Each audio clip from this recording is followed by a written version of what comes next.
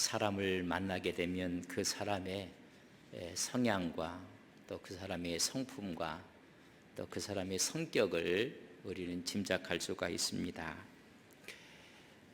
성격이 운명이라는 말이 있습니다. 그리스 철학자였던 헤라클레이토스가 말하기를 성격이 자기의 운명을 결정한다. 다시 말하면 내 성격이 내 운명을 결정한다는 것입니다. 프랑스 나폴레옹은 말하기를 성격의 씨앗을 뿌리면 운명의 열매를 걷게 된다는 것입니다. 즉 성격이 운명이라는 것입니다. 여러분, 그 성격이 그 사람의 여러분 운명을 결정한다는 말입니다. 그 사람들이 타고난 천성들이 있습니다. 타고난 천성이 성품이 있는데 본래부터 가지고 이 땅에 온 우리의 품성을 말합니다. 그 사람이 지니고 있는 성질, 그 사람이 갖고 있는 품성을 우리는 천성이라 이야기합니다. 또 하나는 우리가 습관이 있습니다. 여러분, 습관은 제2의 천성이라고 이야기를 합니다. 여러분, 우리의 습관이 계속 쌓여서 여러분 그것이 하나의 성격이 되는 것입니다. 바로 그것이 우리의 운명이 되는 것입니다. 여러분, 그래서 우리의 운명이라는 것이 천성이라는 것이 따로 있는 것이 아니라 나의 습관, 내가 선택한 나의 모습이 여러분 그 운명을 만들어 가는 것입니다. 그렇기 때문에 성장 환경이라는 건 참으로 중요합니다. 저 사람의 성장 환경이 왜 이랬을까? 그래서 문제가 있으면 성장 환경 가운데 문제가 있었구나. 또 한 가지는 저 사람의 교육 환경은 어땠는가? 여러분, 교육 환경에 따라서 사람들의 성향과 성품이 달라지는 것입니다. 그뿐이겠습니까? 생활 환경에 따라서 틀리고, 여러분 우리의 신앙의 모습도 여러분 교회의 분위기, 신앙의 분위기, 신앙의 환경에 따라서 달라지는 것입니다. 이 달라진 것이 자기의 가치관이 돼서 그것이 굳어지면 그의 성격이 돼서 여러분 소통이 막히는 사람들이 많이 있고 아름다운 소통으로 그 성향이 나타나게 되는 것입니다. 그래서 우리는 좋은 성격이 무엇이고 나쁜 성격이 무엇인가 여러분 참 구분하기가 어렵습니다. 좋은 성격이라는 것은 이런 이야기입니다. 나에 대해서 단점을 이야기해도 그걸 들을 수 있는 성향, 또 그것을 수용하고 자기 자신을 되돌아볼 수 있는 성격은 여러분 좋은 성격입니다. 다시 말하면 일방적이지 않다는 것입니다. 서로의 다름을 인정하고 자기 세계에 갇혀 있지 않는 성격. 어떤 분들은요, 자기의 세계관에 딱 갇혀갖고 자기가 판사 노릇하고 모든 것을 다 여러분 결정하고 모든 것을 판단합니다. 그래서 모든 사람에게 딱지를 딱 붙여요. 저 사람은 좋은 사람, 저 사람은 나쁜 사람, 저 사람은 가까이 할 수 없는 사람. 이런 성격은 여러분 나쁜 성격입니다. 좋은 성격은 전체를 다 보는 장점과 단점을 볼 수 있는 사람이 좋은 성격을 갖습니다. 그러나 어떤 사람들은 굳이 단점만 보려고 하고 잘못된 편견을 갖고 있는 성격은 정말 나쁜 성격입니다. 전체를 보지 않고 최선을 다하는 사람의 성격은 여러분 무섭습니다. 여러분 균열을 만들고 파당을 만들고 이런 사람들을 보면 아는 사람들은 많이 있는데 정말 마음을 주고받을 사람이 없습니다. 만약 전체를 보지 못하고 최선을 다하는 사람을 여러분 부모로 둔 사람들, 아니 직장 상사로 둔 사람들, 아니 배우자로 둔 사람들 참 힘듭니다. 오늘 강단에서 쓰는 이야기는 아니지만 이런 사람과 함께 있으면 미치고 환장하는 것입니다. 천체를 보지 아니하고 최선을 다하는 사람, 수많은 사람을 어렵게 만드는 것입니다. 최근에 신문 칼럼에 대통령의 성격, 나라의 운명이라는 글이 있어서 읽어보았습니다. 미국의 트럼프 대통령에 대한 이야기입니다. 좋은 성품을 가진 사람이 여러분 조직이나 집단이나 한 나라의 지도자가 되어야 한다는 이야기였습니다. 대통령의 성격은 자신뿐 아니라 나라의 운명까지 여러분 좌지우지하기 때문이라 했습니다. 칼럼에서는 이렇게 이야기를 했습니다.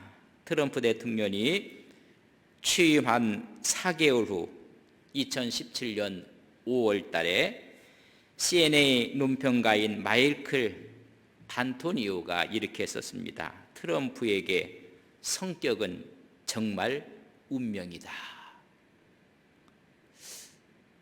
취임 초기에 이 말을 쓴 것이 그의 마지막 임기를 맞추면서 운명처럼 다가왔다는 것입니다.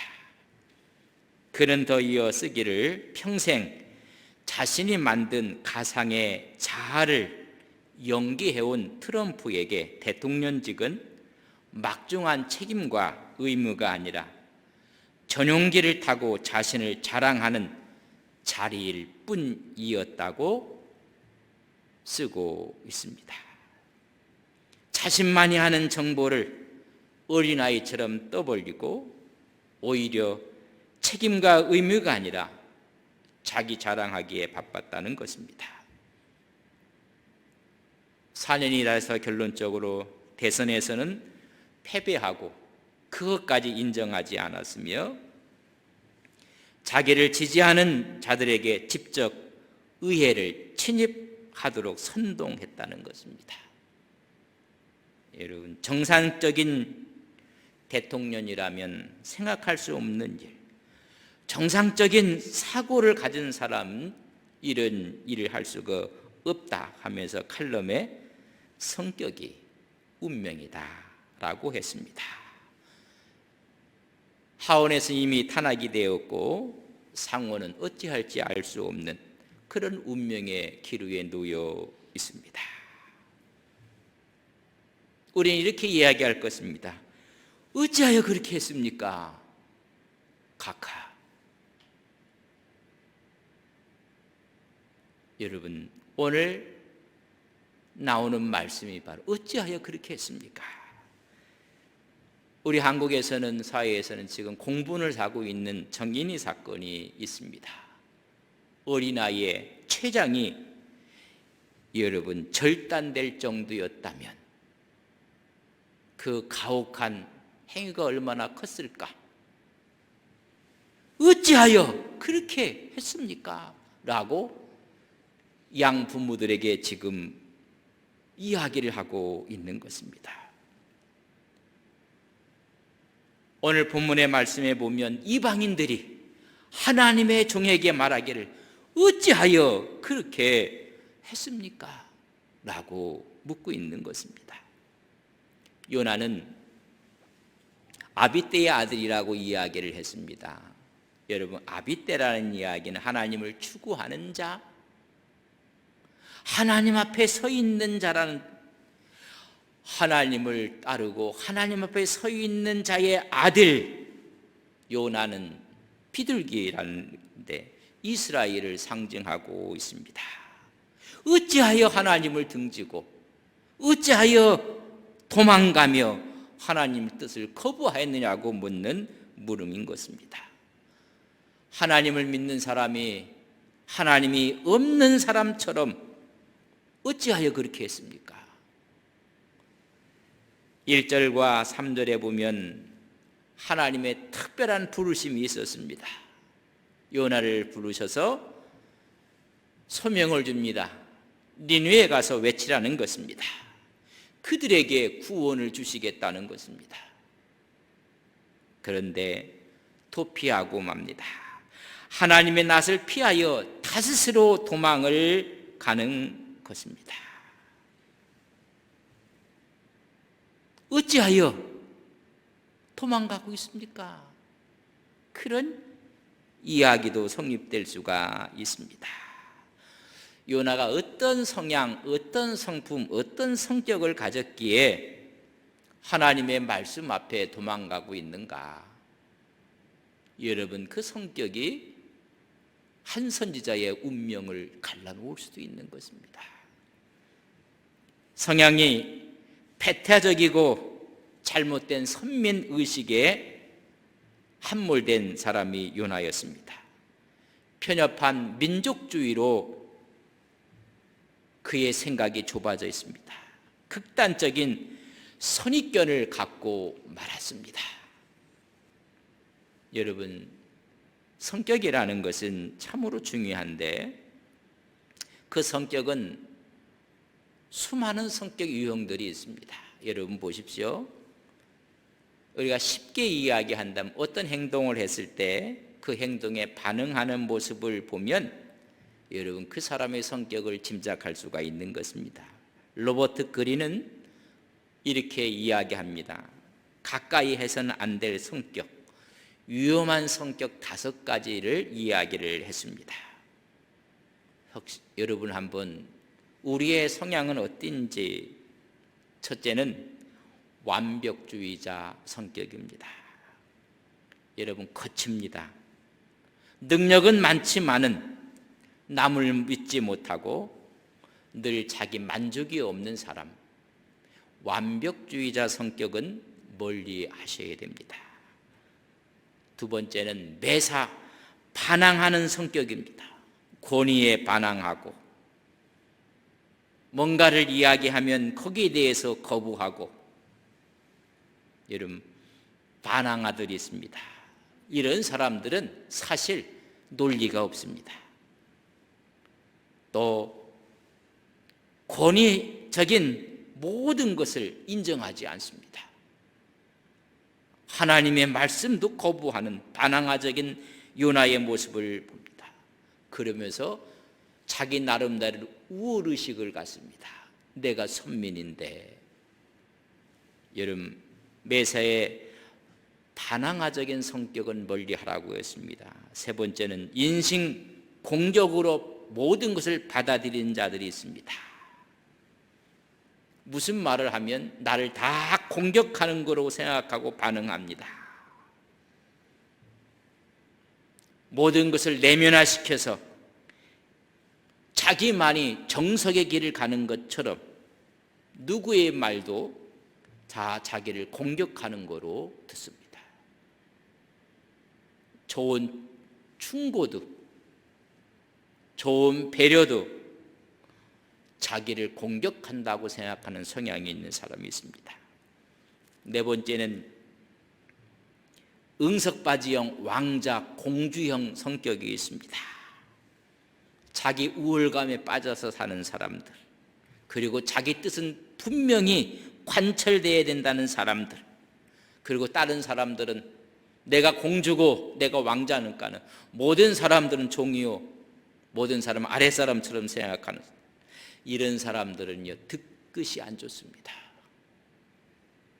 마지막에는 말로만 하는 사람, 오늘 하나님의 말씀 앞에서도 행동하지 않는 사람, 이런 사람들은 자기 자신의 모순에 빠져 있고 오히려 이런 사람은 남을 비난하고, 그러나 이런 사람들은 또 달변갑니다. 그런 사람을 멀리하라고 이야기를 해주고 있습니다. 오늘 다윗이 가졌던 성격 가운데 이런 모습들이 함축되어 있는 것입니다. 하나님의 말씀을 받았지만은 그는 배에 올라탔다고 이야기를 합니다. 그러나 이 올라탔다는 히브리어의 단어는 야라드라는 단어를 썼는데 원래 이 뜻은 내려갔다는 이야기입니다. 하나님의 소명을 거절한 요나의 행동이 배에 올라탔다는 야라들을 표현해 주고 있습니다. 그 야라들 안에 내려갔다는 얘기는 하나님 앞에서 말씀을 받은 그 자리에서 욥바로 내려갑니다. 욥바에서 여러분 배를 타면서 배로 내려갑니다. 배를 탔던 요나는 배 밑층으로 내려갑니다. 배 밑층으로 내려갔던 요나는 바닷속으로 던져져 내려갑니다. 마침내는 물고기 뱃속까지 내려가는 그의 모습을 우리는 볼 수가 있습니다. 하나님의 뜻을 거부한 사람은 여러분 음부까지 내려가는 모습을 우리는 상상할 수가 있습니다. 요나서 2장 2절에 보면 이런 얘기에 스올의 뱃속에서 내가 부르짖나이다. 여러분 스올까지, 여러분 음부까지 내려가는 것입니다. 하나님의 말씀을 듣고 내려가는 첫 번째, 오늘 3절에 이렇게 기록되어 있습니다. 그러나 요나가 여호와의 얼굴을 피하려고 일어나 다스스로 도망하려 하여 욥바에 내려갔더니 마침 다스스로 가는 배를 만난지라 여호와의 얼굴을 피하여 그들과 함께 다스스로 가려고 뱃삭을 주고 배에 내려갔더라. 여러분 내려가는 것입니다. 여러분 성공적입니다. 자기가 생각하기에 마침 배가 있었습니다. 생각하지도 아니했는데 여러분 배가 있는 것입니다. 어떤 분이 그런 이야기를 해요. 나는 생각만 하면 되고 내 뜻대로 된다고. 그러나 내 생각대로 뜻대로 된 것이 크나큰 실패의 출발점이라는 사실을 아셔야 합니다. 마침 때를 맞추어서 여러분 배가 준비돼서 다스스로 내려가게 됩니다. 자기 모든 것이 순리대로 이루어진 줄 알았는데 두 번째 문제가 발생을 하게 됩니다. 그것이 오늘 본문 4절에 이렇게 기록되어 있습니다. 여호와께서 큰 바람을 바다 위에 내리심에 바다 가운데 큰 폭풍이 일어나 배가 거의 깨지게 된지라. 내 뜻대로 되는 줄 알았더니 웬걸요 큰 폭풍이 일어났다고 했습니다. 배가 깨질 정도였다고 했습니다. 이것은 일반적인 자연현상이 아닙니다. 하나님의 초자연적인 섭리로 이런 일이 벌어진 것입니다. 여러분 지중해입니다. 그 지중해를 지나가는데 여러분 거의 광풍, 폭풍이 없습니다. 그러나 늦가을에서 초겨울 사이에 간혹 폭풍이 일어납니다. 그것을 우리는 유라굴라라고 이야기를 합니다. 사도행전 27장 14절에 보면 얼마 안 되어 섬 가운데서부터 유라굴로라고 하는 광풍이 크게 일어났다고 얘기했습니다. 유라굴로라는 큰 광풍이 치는데 이때는 여러분 때가 있습니다. 늦가을에서 초겨울 사이에 이런 일이 벌어집니다.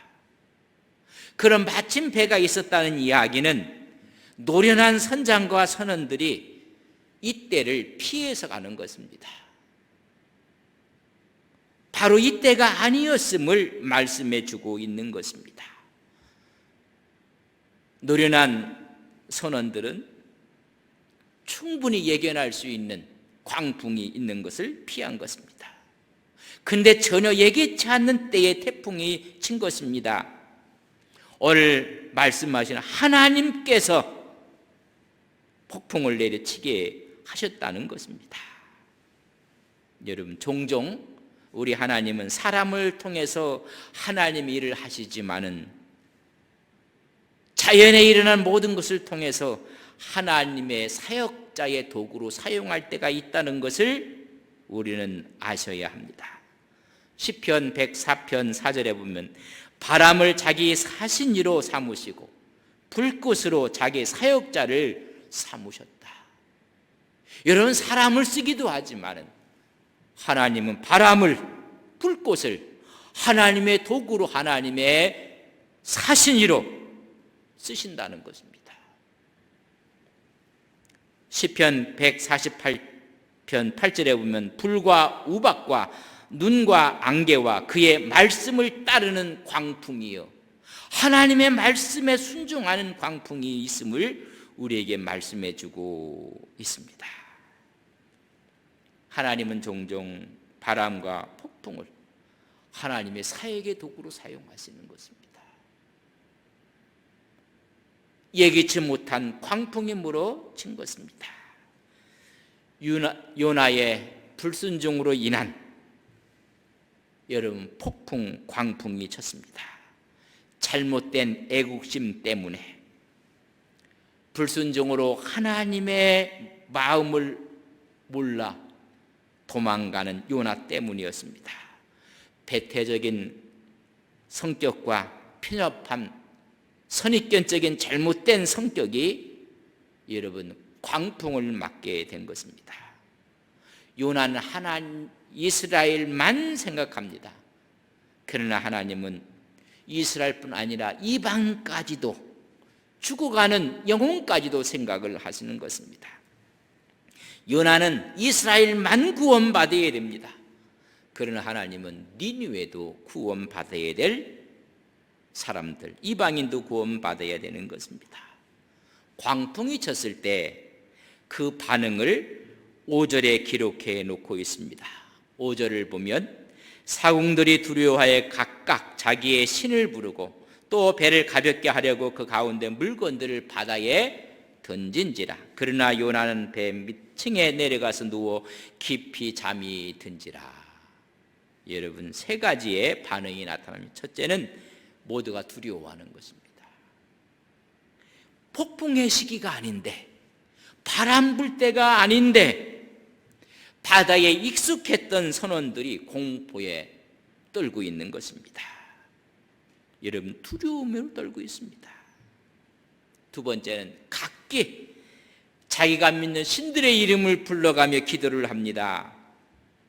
여러분, 사람은 위기를 당하고 어려움이 올 때 여러분 신을 부르게 되어 있습니다. 그래서 모든 사람들 마음속에는 종교의 씨가 존재한다는 것입니다. 때가 아닌데 이런 엄청난 어려움 앞에 자기들의 신들을 불러가며 기도를 하는 것입니다. 그럼에도 이 바다가 잔잔하지 않습니다. 세 번째는 오늘 본문 그 말씀 가운데 바다에 다 짐들을 던지는 것입니다. 그리고 배의 기구들을 다 던지고 말았습니다. 항해에 필요한 도구까지 다 던집니다. 파선 직전에 최후의 방법까지 동원을 했으면 이 폭풍이 얼마나 큰 폭풍인 것을 말씀해 주고 있습니다. 최악의 위기에서 선택할 수 있는 방법까지 다 한 것입니다. 여러분, 신약에 보면 죄수의 몸으로 노마로 여러분 압송되어져 가는 바울을 태운 배가 있었습니다. 그 배가 여러분 폭풍을 만나게 됩니다. 그때 어떤 현상이 벌어졌는가? 사도행전 27장 18절에 19절에 있는 말씀입니다. 우리가 풍랑으로 심히 애쓰다가 이튿날 사공들이 짐을 바다에 풀어 던지고 짐을 던졌습니다. 19절, 사흘째 되는 날에 배의 기구를 그들의 손으로 내어 던졌다고 말씀해 주고 있습니다. 여러분, 똑같은 현상이 벌어졌는데 이때에 이 바울을 타고 가는 배가 만났던 이 광풍은 초겨울이었습니다. 여러분, 바람이 불 때인데 오히려 바울의 이야기보다는 선생의 말을 듣고 가다가 이런 큰 어려움을 당하게 된 것입니다. 오늘 이 그 똑같은 바다였습니다. 그러나 지금은 때가 불지 않는 때인데 하나님께서 바람을 사역자로 삼으신 것입니다. 이런 엄청난 일이 벌어지고 있는데도 요나는 아무것도 모르고 있습니다. 배 밑층에 가서 잠이 떨어져 있던 요나의 모습입니다. 누워 깊이 잠이 든지라 여행으로 인해서 육체적인 피곤 때문이었을까? 아니면 이제 됐다, 하나님의 낯을 피해서 이제 이 도망가는 이 길이 이제는 안심할 수가 있다, 하나님이 나를 찾지 못할 것이다 라고 깊은 잠에 들었을까? 여러분, 아닙니다. 우리는 이것을 정말로 신앙적으로 영적으로 이해를 하셔야 됩니다. 휴식이 아닙니다. 영적인 무감각을 오늘 이 하나님의 말씀을 통해서 지금 기록하고 있는 것입니다. 범죄자의 절망적인 모습, 영적 무감각. 여러분, 영적 무감각은 또 다른 하나님의 저주인 것입니다. 여러분, 감각이 없어요. 영적인 감각이. 요나의 모습은 깊은 잠에 빠져 있습니다. 요나는 하나님의 종이요, 요나는 선지자입니다. 그런 이런 폭풍이 일어나는 것을 알고, 아니 일어났음을 보고는 먼저 예민하게 가장 먼저 반응할 사람이 하나님의 종이 가져야 될 여러분 마음입니다. 세상 여러 가지 사건들이 벌어졌을 때 세상 사람들은 몰라도 하나님을 믿는 사람들은 예민하게 이건 하나님의 또 다른 메시지다, 이건 우리의 죄악이다 라고 깨달아야 될 사람들입니다. 그러나 요나는 모든 사람이 깨닫고 있고 모든 사람이 부르짖고 있음에도 불구하고 무감각증에 걸리고 말았습니다. 그가 하나님의 종이었다면 그 상황을 잘 파악하고 나서 하나님께 도움을 간구하고, 여러분 괜찮습니다. 그리고 하나님의 뜻을 전해야 될 그 사람은 지금 자고 있는 것입니다. 바울은 그를 태우갔던 배에 유라굴라는 큰 광풍이 쳤을 때 여러분 어떻게 이야기하는지 아십니까? 사도행전 27장 22절에 보면 내가 너희를 권하노니 이제는 안심하라. 너희 중 아무도 생명에는 아무런 손상이 없겠고 오직 배뿐이니라. 그들에게 위로를 주고 그들에게 희망의 생명의 희망을 주었던 사람이 여러분 제수의 몸이었던 바울입니다. 자기의 몸은 제수였지만 영적으로 깨어있는 하나님의 종입니다.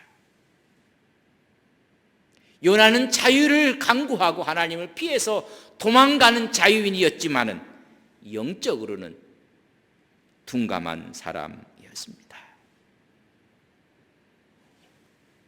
선장이 그 자는 요나를 발견하고 자는 자여 어찌 미냐 라고 이야기를 해주고 있습니다.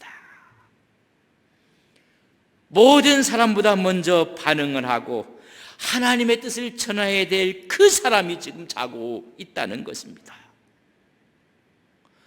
오늘 어려운 코로나19 상황 가운데 깨어서 크리스찬들이 기도하고 있어야 할 때입니다. 이 어려운 풍랑 앞에 요나는 하나님의 뜻을 발견해야 될 때 자고 있는 것입니다.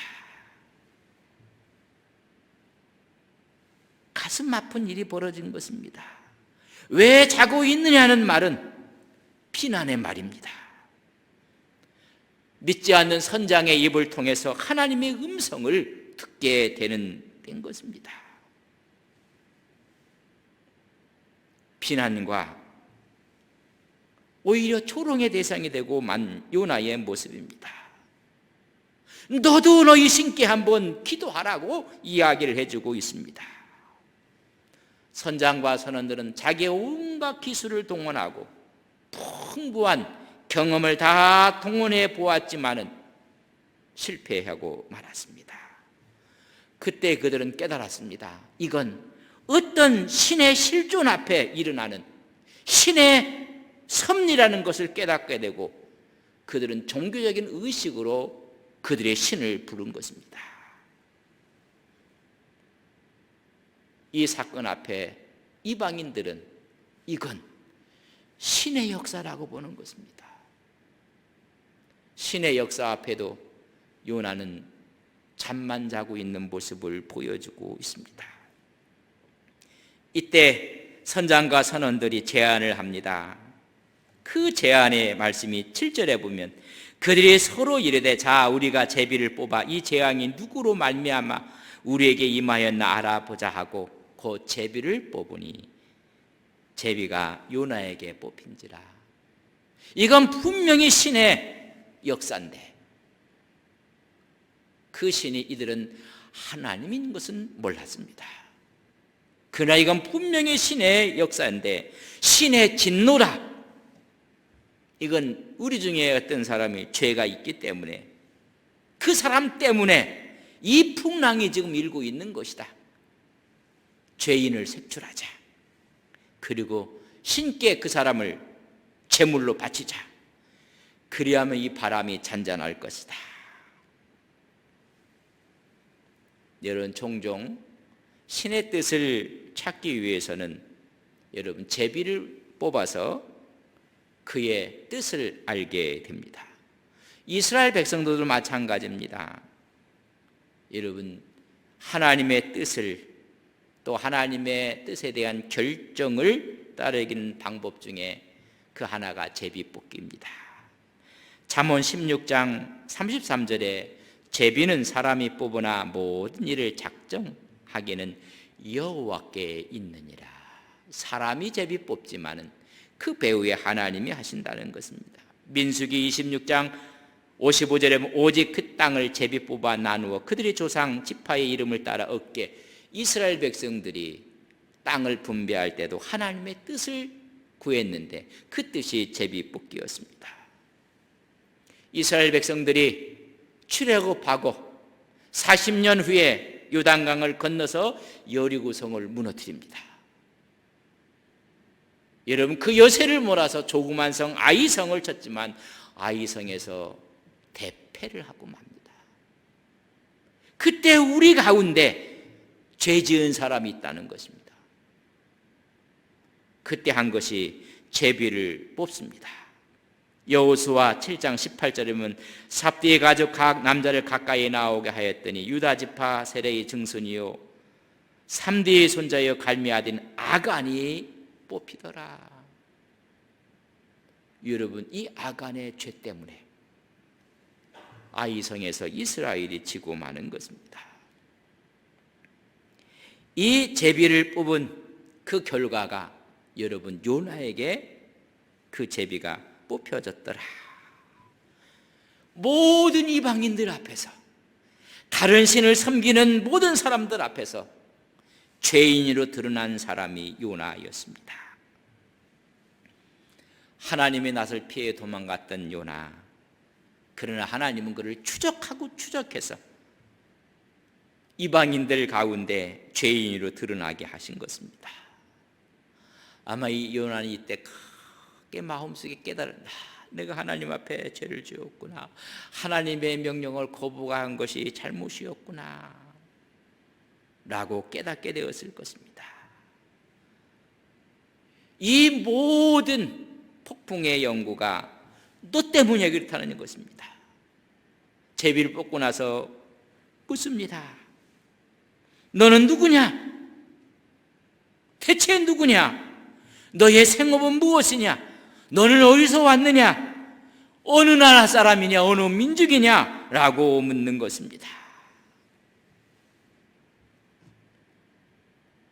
여러분 하나님의 사람이 이방인들 앞에 지금 추궁을 당하고 있습니다. 9절에 이야기합니다. 그가 대답하되 나는 히브리 사람이요 바다와 육지를 지으신 하늘의 하나님 여호와를 경영하는 자로라. 부끄러운 모습을 보여주고 있습니다. 나는 하나님의 선민이다. 천지를 창조하신 하나님 믿는 사람이라고 이야기를 해주고 있습니다. 여러분, 이렇게 이야기를 하는 이 초라한 모습을 보는 것입니다. 하나님께서 니느웨에 가서 말씀을 전하려고 했는데 그 말씀을 거부하고 도망치는 중이라는 것입니다. 이 사실을 이야기합니다. 내가 어찌 그렇게 하였느냐라고 지금 믿지 않는 사람이 이야기를 하고 있는 모습을 봅니다. 여러분 10절을 보십시오. 자기가 여호와의 얼굴을 피함인 줄을 그들에게 말하였으므로 무리가 알고 심히 두려워하여 이르되 내가 어찌하여 그렇게 행하였느냐? 무리는 다 심히 두려워했습니다. 근데 어찌하여 그렇게 하였느냐? 여러분, 질문하는 것이 아닙니다. 책망입니다. 비난입니다. 하나님을 믿는 요나, 하나님의 종, 하나님의 선지자 요나가 이방인들 앞에서 지금 책망받고 있는 부끄러움을 지금 기록하고 있는 것입니다. 오늘의 풍랑은 바로 요나 때문이라는 것입니다. 믿는 자의 불순종 때문에 일어난 풍랑이라는 것입니다.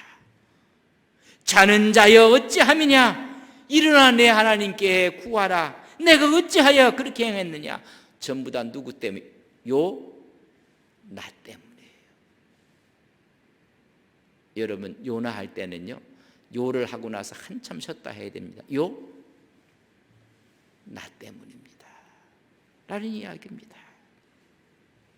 세상을 향해 기도하고 세상을 향해서 하나님 말씀을 전하고 위로해야 될 요나가, 아니 하나님이 맡겨진 사명 앞에 순종해야 될 사람이 불순종함으로 내가 어찌 그렇게 했느냐고 말하고 있는 것입니다. 오늘 우리 교회가, 예수 믿는 사람들이 맡겨진 사명 앞에 순종하고 세상을 향해 기도하고 세상을 향해 하나님 말씀을 전하며 위로하고 희망을 주어야 될 우리의 모습인데, 이 사실을 망각하고 잠을 자고 있다면 세상 사람들은 어찌하여 그렇게 행했느냐고 말하지 않겠습니까?